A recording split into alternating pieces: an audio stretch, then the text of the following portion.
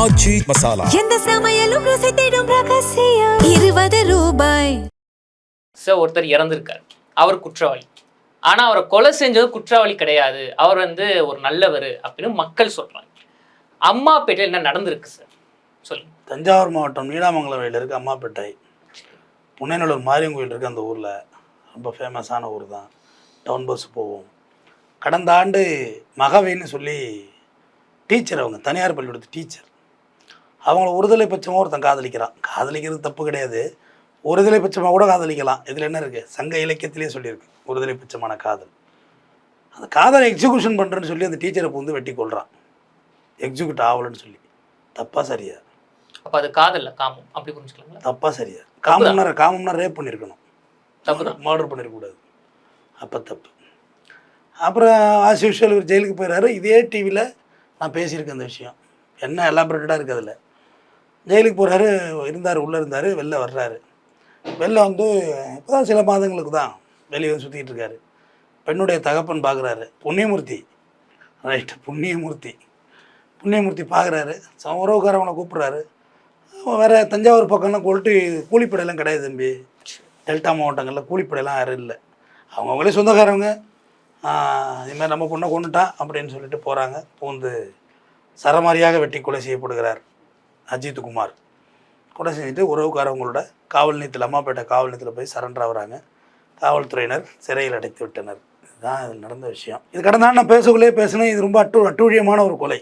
பள்ளிக்கூடத்துக்கு காலைல கிளம்பி போன டீச்சரை போய் கொலை செய்தது வந்து அதை ஏற்றுக்கொள்ள முடியாது. பட் கொலைக்கு கொலை தீர்வான்னு என்கிட்ட அதுவும் கேட்காதீங்க. அதுக்கும் எனக்கு அப்படியும் விளக்கம் சொல்ல தெரியாது. எனக்கு சொல்ல தெரியாமலாம் இல்லை, சொல்லக்கூடாது. இல்லை, கொலைக்கு எப்படி கொலை தீர்வாக முடியும்? அது குற்றம் கோர்ட்டு நீதிமன்றம் மூலயமா தான் தீர்த்துக்கணும். அப்புறம் ஆளாளு கத்தியத்துக்கிட்ட அவர் பஞ்சாயத்துக்கு வேலையே கிடையாது. பட் ஒருத்தரோட எமோஷனல் எந்த அளவுக்கு இருக்கும் அப்படின்றதுக்கும் மெஷர் பண்ண முடியாது. ஒருத்தரோட எமோஷனல் இருக்குல்ல, என்னோட கோபம் இந்த அளவுக்கு தான் இருக்கும், நீ இந்த அளவுக்கு தான் கோவப்படணுங்கிறதுக்கு கண்ட்ரோல் கிடையாது.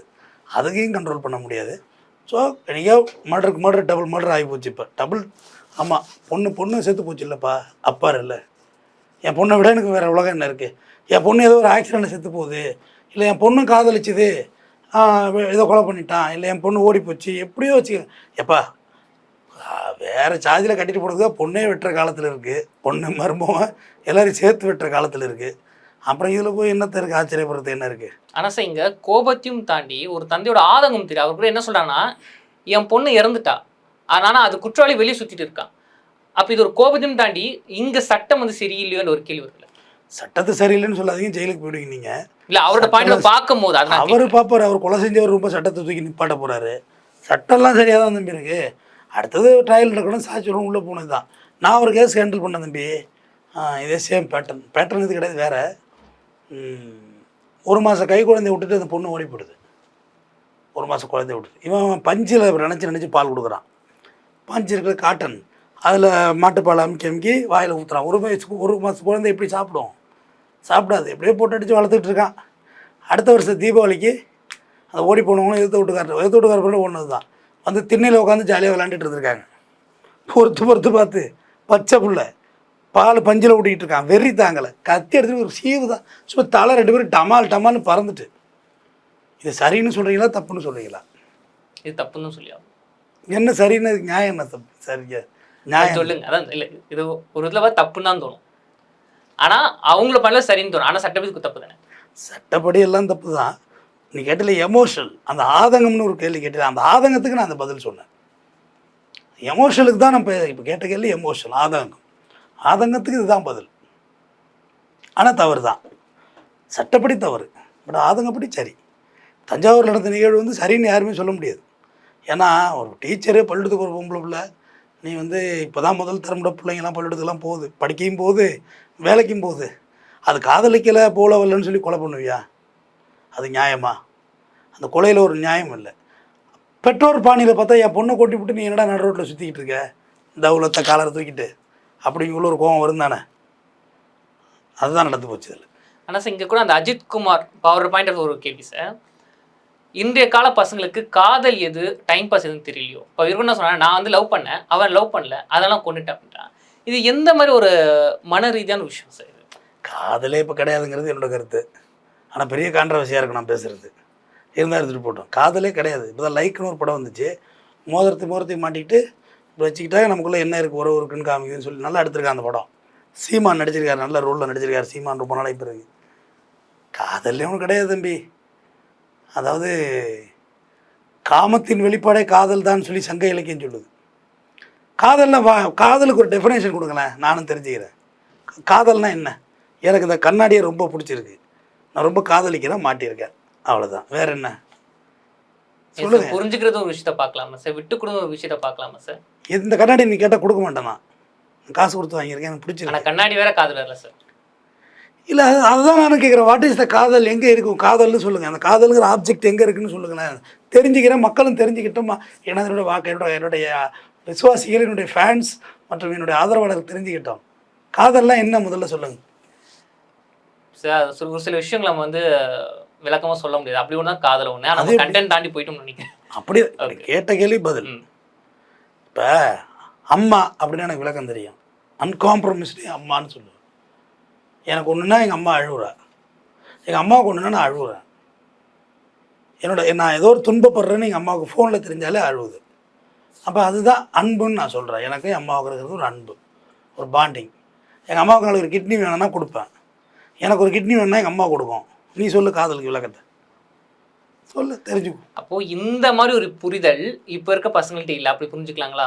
இப்போ இருக்க பசங்க வந்து வேறு மாதிரி இருக்காங்க. மெரினா பீச்சில் போய் இப்படி ஒன்று மணி இழைஞ்சி கிடக்கிறது தான் காதலா? கிடையாதுங்களே. அப்புறம் இப்போ இன்னும் மட்டும் சுற்றி பேசுனீங்க, இதுக்கு டைரெக்டாக கிடையாது சார்ன்றீங்க. மீனம்பாக்கம் இது இப்போ கோவை விமான நிலையத்துக்கு பின்னாடி நைட்டில் 2 மணிக்கு போயிருக்கிறது பேர் காதலா? இல்லைங்க. சொல்லுங்க. இல்லைங்க. அண்ணா யூனிவர்சிட்டி பின்னாடி போய் இருட்டில் போய் பாம்பு காட்டில் போய் உட்காந்துருக்கிறது பேர் காதலா? பொள்ளாச்சியில் பொறுக்கி போய் நம்பி போய் போனது பேர் காதலா? கன்னியாகுமரி காசியை நம்பி போனது பேர் காதலா? சொல்லுங்கள். இல்லை காதலுங்கிறது வேறப்பா. அது நான் தப்பாக சொல்லலை. முப்பால் இருக்குது, அறத்துப்பால், பொருட்பால், காமத்துப்பால். மலரினும் மெல்லியது காமம் அப்படின்றான். ரொம்ப மென்மையானது. காதல் என்பது பழகுதலும் விலகி போதலிலும் இருக்குது, விட்டு கொடுத்தலிலும் இருக்குது. எனக்கு இது பிடிக்குது அப்படின்னா அதுக்காண்டி விட்டு போய்டும். 2 பேரும் காதலிக்கிறோம், ஒரு கட்டத்தில் பிரேக்கப். இப்போ தான் டெய்லி பிரேக்கப்புங்கிற வார்த்தை அதிகம் கேட்குது. பிரேக் அப்பு ஒரு டெய்லி கேட்குற வார்த்தை. பிரேக்கப் ஆகக்குள்ள இன்னொருத்தவங்க விட்டு மனநிலை போகிறாங்கன்னா அது பேர் ஒரிஜினல் காதல் தம்பி. சார் எனக்கு இன்னொரு விஷயமும் புரியுங்க சார். இப்போ இந்த இடத்துல அந்த பொண்ணு சொல்லிட்டாங்க, இல்லை எனக்கு வந்து உங்களை பிடிக்கல அப்படின்னு ஒரு ஃப்ரீடமாக சொல்லிட்டாங்க. ஆனால் சொல்லியும் வந்து இவர் வந்து இப்படி பண்ணியிருக்காரு அப்படின்னா அப்போ பெண்களுக்கு பாதுகாப்புன்னு வரும்போது ஒரு கேள்விக்குறி வருது. இல்லை பெண்களும் தான் ரிவெஞ்ச் எடுக்கிறாங்க. இல்லை இங்கே நான் இந்த இடத்துல மட்டும் ஃபாரின் சைடில் லவ் சொல்கிறேன்னு சொல்லி மெனக்கட்டு நாற்காலில் உட்கார வச்சு கயத்தை கட்டி பெட்ரோல் ஊற்றி கொளுத்திட்டு இருக்கியா? ஐயோ உட்கார சொன்னால் கூட நம்பி உட்காரக்கூடாது போல இருக்குது. இவனு வெளிநாட்டு முறை காதல்னு சொல்லி வெளிநாட்டில் ஒரு ஸ்டைல் இருக்கான், கயத்தை போட்டு கட்டிட்டு ஐ லவ் யூ பேபி அப்படிம்பாங்க. வெஸ்டர்ன் லவ்ஸ் அதுமாரி இவனும் ஜாலியாக உட்காந்துருந்துருக்கான். முத்தம் கொடுக்க போகுது பொண்ணுன்னு பெட்ரோலை பிடிச்சி ஊற்றிட்டு இருக்கு, ஊற்றிட்டு கொளுத்தி விட்டு பப்புன்னு. ஐயோ ஜாக்கிரதையாக இருங்க, கயிறு எடுத்தால் ஓட ஆரம்பிச்சிருங்க. அதை முத்தம் கொடுக்க வந்தவருக்கு மொத்தமாக முடிஞ்சு போச்சு. பெட்ரோல் மாதிரி பக்குன்னு பற்றி இருக்கும்போல இருக்குது காதல்.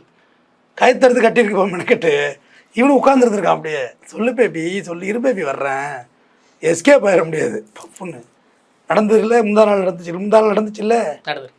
நீ பெண்கள் ஹைக் பண்ணாதீங்கிற. எதுக்கு ஹைக் பண்ணுறீங்க? இதே கள்ள காதலுக்கு 2 குழந்தைகளை கொலை பண்ண அபிராமி, அதுக்கு என்ன சொல்கிற? அவள் பொம்பளை இல்லைன்னு சொல்கிறியா? இல்லை எப்படி? அப்படியும் இருக்கேன் இப்படியும் இருக்கேன், அப்படி தான் புரிஞ்சுக்கணும். நான் பனைமரத்தில் ஒரு குத்து, தென்னை மரத்தில் ஒரு குத்து, அப்படி வேணா சொல்லு. நீ ஒரே இடத்துல பனைமரத்தில் தான் குத்திருக்காங்கன்னு சொல்லக்கூடாது. நான் ஒத்துக்க மாட்டேன்.